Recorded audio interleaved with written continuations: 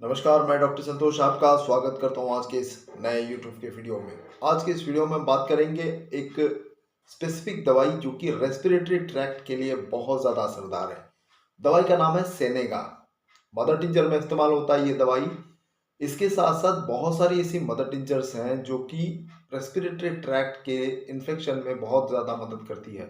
उसका जिक्र मैंने बहुत बार कहा है जब भी मैंने अस्थमा, ब्रोंकाइटिस इन सब का जिक्र किया है। ये मदर टिंचर्स भी उनमें से एक है। मैंने उसका जिक्र किया था उन वीडियोस में। मैं आज फिर से उनको रिपीट कर देता हूँ।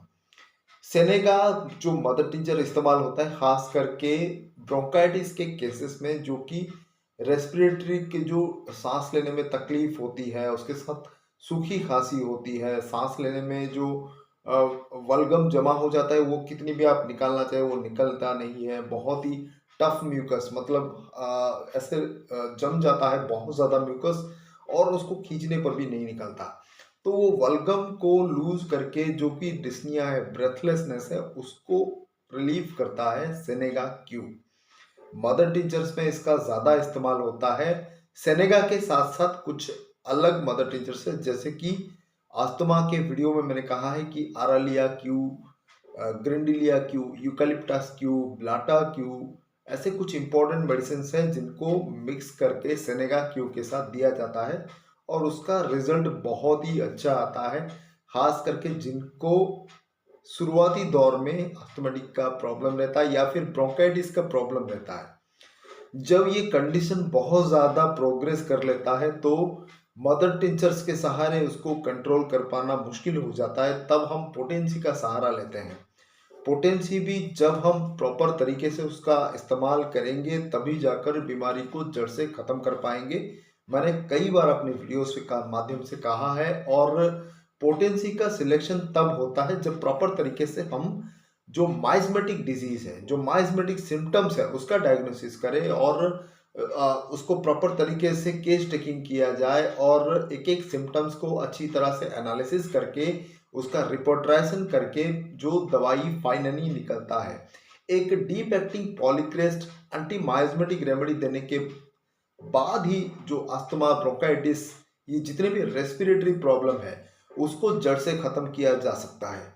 मदर टिंचर्स का इस्तेमाल वहाँ होता है जब आप कोई एलोपैथिक ड्रग या फिर इनहेलर के सहारे इन चीज़ों को कंट्रोल में करना चाहते हैं, चाहे वो अस्थमा हो, ब्रोंकाइटिस हो, निमोनिया हो, चाहे वो डिस्निया कंडीशन हो, किसी भी तरह का प्रॉब्लम क्यों ना हो। आप अगर एलोपैथिक कंटिन्यू कर रहे हैं, उसके साथ इसको अगर होम्योपैथिक जो टिंचर्स है, टिंचर्स का कॉम्बिनेशन अगर आप लेंगे तो उसको धीरे धीरे करके आप रिड्यूस कर सकते हैं।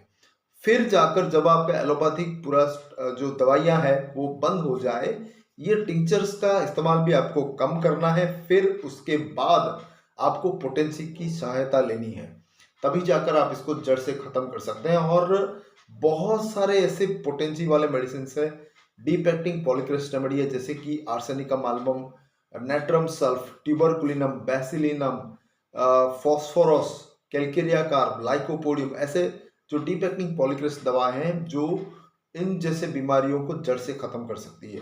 तो रेस्पिरेटरी प्रॉब्लम का जो इश्यूज है आजकल बहुत ज़्यादा हो रहा है, चाहे वो सी वायरस हो, ओ वायरस हो, या फिर किसी भी तरह का वायरल जो इन्फेक्शन होता है। उनमें क्या होता है कि सर्दी जुकाम सबसे पहले होता है, फ्लू जैसे सिम्टम्स होते हैं। जब उनको सप्रेस कर दिया जाता है, कोई भी एंटी एलर्जिक दवा के साथ सप्रेस कर दिया जाता है, तभी जाकर ये रेस्पिरेटरी प्रॉब्लम में कन्वर्ट होता है। और उसका गलत ट्रीटमेंट के कारण ही ये सब होता है। लोग प्रॉपर तरीके से उसको समझ नहीं पाते और उसका जो एलोपैथिक उसके ऊपर सप्रेस करते जाते हैं, अंत में उसका परिणाम बहुत ही खराब होता है। तो जब भी आपको सर्दी जुकाम वगैरह हो, उसका प्रॉपर तरीके से होम्योपैथी का ट्रीटमेंट करें और अपने घरेलू जो नुस्खे हैं उसका इस्तेमाल करें। तुरंत हड़बड़ी में एलोपैथिक दवाइयों का इस्तेमाल ना करें सर्दी जुकाम फ्लू वाले कंडीशन में, वरना उसका जो परिणाम होगा बहुत ही खराब होगा और भयानक भी हो सकता है। और वो बीमारी आएगी जो आपको उसकी जान लेने पर भी मजबूर कर सकता है।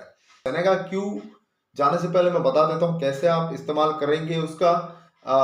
या तो कॉम्बिनेशन जो बना के एक बोतल में आप सारे मदर टिंचर्स जो जो मैंने कहा वो आप रख सकते हैं। फिर से रिपीट कर देता हूँ आपके लिए।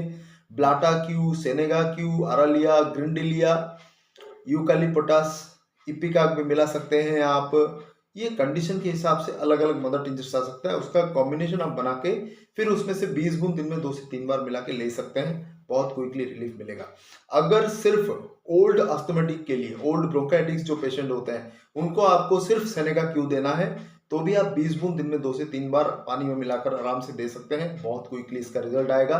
रेटलिंग जो कफ होता है उसमें भी इसका इस्तेमाल होता है, जैसे कि एंटीम टार्ट में भी दिया जाता है 30 पोटेंसी में, सेनेगा क्यू में भी वो रेटलिंग कफ को निकालने में बहुत ज़्यादा मदद करती है।